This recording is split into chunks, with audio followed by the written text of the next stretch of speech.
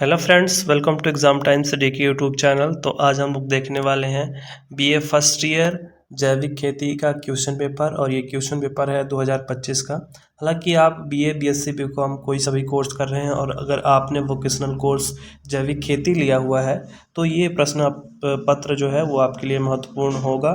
इन सारे क्वेश्चंस को आप अच्छे से तैयार कर लीजिएगा अपनी परीक्षा के लिए। तो आइए देखते हैं कि किस प्रकार से क्वेश्चंस पूछे गए हैं इस क्वेश्चन पेपर में। तो जैसा कि आप देख पा रहे हैं, यहाँ पे लिखा हुआ बीए फर्स्ट ईयर एग्जामिनेशन 2024-25 ये क्वेश्चन पेपर 25 का है।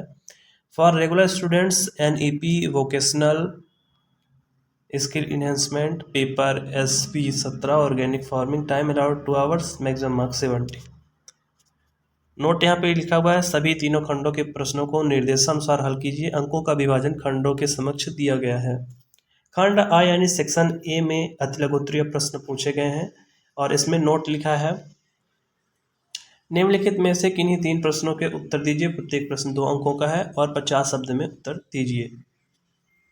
तो खंड आ में जो पहला प्रश्न है वो पूछा गया, निम्नलिखित में से किन्हीं 3 को परिभाषित कीजिए, जिसमें कि पहला है गोबर की खाद यानी फार्म यार्ड मैनर, दूसरा हरी खाद ग्रीन मैनर, तीसरा है केचुए की खाद वर्मी कंपोस्ट और चौथा है सजीव बाड़ यानी लाइव फेंसिंग।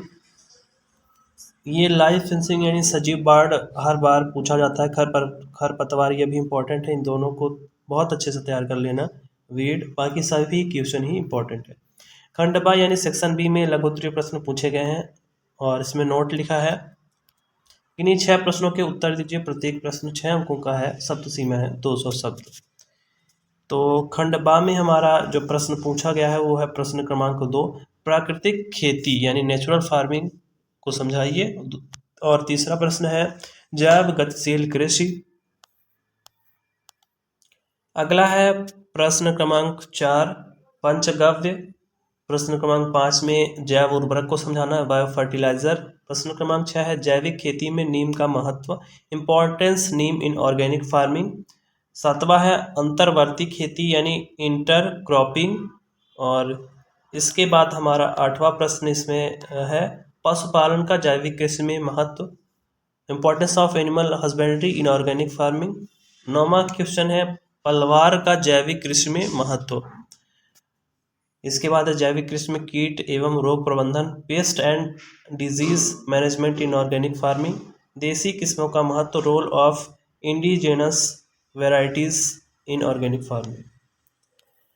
तो अगला खंड है इसके बाद खंड सा यानी सेक्शन सी, और इसमें दीर्घोत्तरीय प्रश्न पूछे गए हैं। नोट है, सभी 2 प्रश्नों के विस्तार से उत्तर दीजिए। प्रत्येक प्रश्न 14 अंकों का है, शब्द सीमा है 500 शब्द। जिसमें कि हमारा क्वेश्चन नंबर 12 पूछा गया है, फसल चक्र की परिभाषा एवं इसके सिद्धांत लिखिए। फसल चक्र सघनता ज्ञात करने का सूत्र लिखिए तथा 100%, 150%, 200%, 300% एवं 400% फसल चक्र सघनता वाले एक फसल चक्र का उदाहरण दीजिए। इसके अथवा में प्रश्न पूछा गया है, भू परिष्करण की परिभाषा एवं इसके उद्देश्य लिखिए। भू परिष्करण के विभिन्न प्रकारों का वर्णन कीजिए। अगला है क्वेश्चन नंबर 13 यानी प्रश्न क्रमांक 13 है और अंतिम क्वेश्चन है इस क्वेश्चन पेपर का, जैविक खेती को परिभाषित कीजिए। ये इंपॉर्टेंट क्वेश्चन है, इसको अच्छे से तैयार कर लेना। भारत में जैविक खेती की संभावनाओं और समस्याओं पर प्रकाश डालिए। अथवा में है पौध प्रसार से क्या तात्पर्य है, जैविक खेती हेतु बीजों का चयन करते समय किन किन पैटर्न का ध्यान रखते हैं। तो इस प्रकार से क्वेश्चन पूछे गए थे इस क्वेश्चन पेपर में। और अगर आप इसी प्रकार के और भी टॉपिक्स पे वीडियो देखना चाहते हैं तो चैनल को सब्सक्राइब कर लेना। और thank you for watching the video. जय हिंद।